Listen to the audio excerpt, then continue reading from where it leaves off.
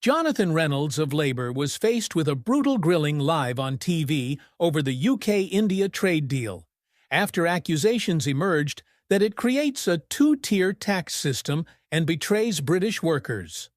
Watch the clip. Before starting, subscribe to the channel, like, and write your opinion in the comment.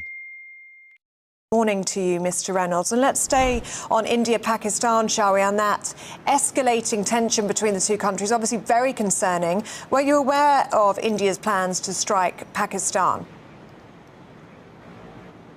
No, they don't share that kind of information with us. You'll understand we've been monitoring the situation after the appalling terrorist attack in Kashmir some days ago and might have anticipated some kind of response, but we wouldn't expect the details of that to be shared with us, no.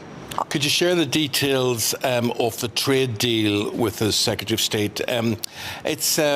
I want to understand it. I'm just not sure I see the full benefits of it. Could you explain to me why we're doing, or why you believe we're doing so well out of this?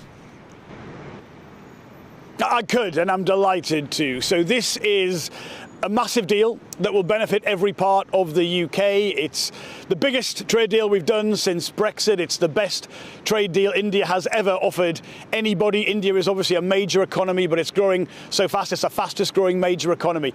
And some examples of how this will benefit every part of the UK. So India is the biggest whiskey market in the world. We're pretty good at making that. The tariff at the minute is 150%. That halves immediately, then it falls to 40% in time. On electric vehicles, again, something we're very good at making. 110% tariff becomes 10% over time for the high-end vehicles that we specialise in. For lamb and salmon, iconic British products, it's a 33% tariff, and that goes to zero. And for services, even more exciting. So we get access to something no other country in the world has access to, which is Indian government procurement worth nearly £40 billion a year. Our own businesses can compete alongside domestic businesses in India. So for every part of the UK, this means more growth, higher wages, more jobs, more tax revenue, exactly the kind of things that will make a difference to people's lives and make them better off. It has emerged, though, that Indian nationals that are moving here will no longer need to pay national insurance contributions for 3 years. So you have been accused of two-tier tax for Indian migrants. Are you betraying British workers with this deal? No, absolutely not. And I'm delighted to be able to clear this up unequivocally. So let's be clear.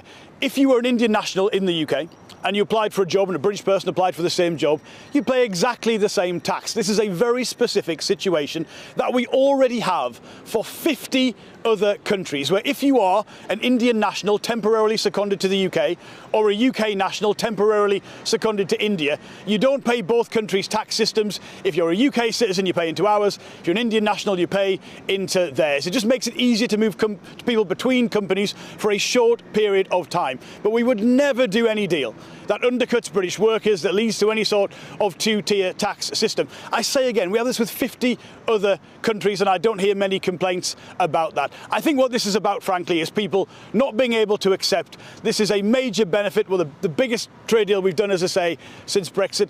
Everyone's going to benefit. We should all be getting behind this, these things that we can do together to make every bit of the UK better off. Yeah. But for British businesses with no national insurance, it's going to be cheaper, isn't it, to hire Indian workers rather than British workers? And this is at a time when the Labour government is obviously trying to get more people into work. It just seems counterintuitive, doesn't it?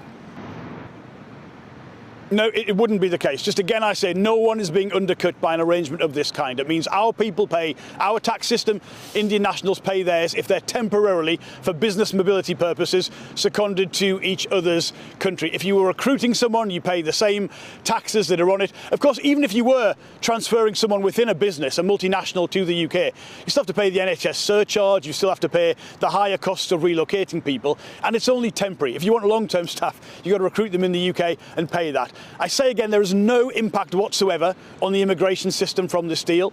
No changes to the points-based immigration system. There are no guarantees of post-study visas that was in the public domain at one point as an ask. There's no changes in terms of visas for healthcare workers. There's a very modest change where a capped number of yoga teachers can apply for an existing visa in a way they couldn't before. I don't think we're going to be swamped, frankly, by Indian yoga instructors as a result of this. It doesn't impact the immigration system. It does impact jobs jobs, growth, wages in every part of the UK, with a particular benefit for Scotland, the north of England and the Midlands. It's frankly exactly what we need.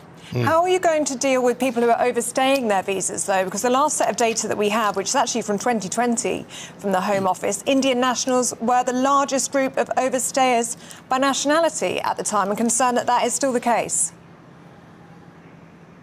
Well, the point about people overstaying their visas and becoming illegal migrants rather than part of legal migration is a massive issue. You've seen a significant increase actually in deportations of people overstaying since the change of government, the Home Office cracking on with that job. So you're right to say you cannot allow a situation where legal migrants become illegal migrants, but the kind of people we're talking about, highly skilled people coming for short-term business mobility, to be frank, that is not the problem I think we're talking about in this area. I think what we have to do more broadly is bring the immigration numbers down. They've come down a fifth since the change of government, but they're still too high. And we've got to think about who is coming. We've got a lot of low-skilled people relatively coming to the UK. I welcome talent coming to the UK, but we've got to orientate that much more to the highly skilled sectors that we need. And that is part of our plans as a government. But totally recognise public concern is high on immigration. What we inherited is not a good situation or a sustainable one. Got to bring those numbers down in a way that works with business. That's exactly what we're doing. And Jonathan, when would we begin to see changes being implemented because of this agreement? How soon would that be? Yeah, look, it takes about a year, 12 months on either side to put fully in place the measures that the trade deal covers. That's because we've got to put through Parliament here the changes in our tariffs. We'll have, for instance, cheaper clothing, cheaper footwear from India as part of things that we have offered to India but benefit our consumers, and the same on the Indian side. Slightly different system there. And then for some of the tariffs, so if you take that whisky tariff, it halves immediately, and then there is a process over time where it goes down from 75%, the half rate, to 40%. Some things are removed immediately. The salmon and lamb tariff is removed immediately. Access to procurement. So as soon as we implement the deal on either side, you start to get some of those benefits. We will see, for instance, immediately on ratification, a reduction in our tariffs paid to India of about £400 million. That rises to over 900 million over 10 years. India gets slightly less from that because our tariffs are already lower. That's why they're seeing some other parts of the deal to make sure it's fair and balanced. But look, good trade deals are good for both sides. This is great for the UK, for everybody of the UK, but I think it is good for both sides. Again, something we absolutely should celebrate and need more of.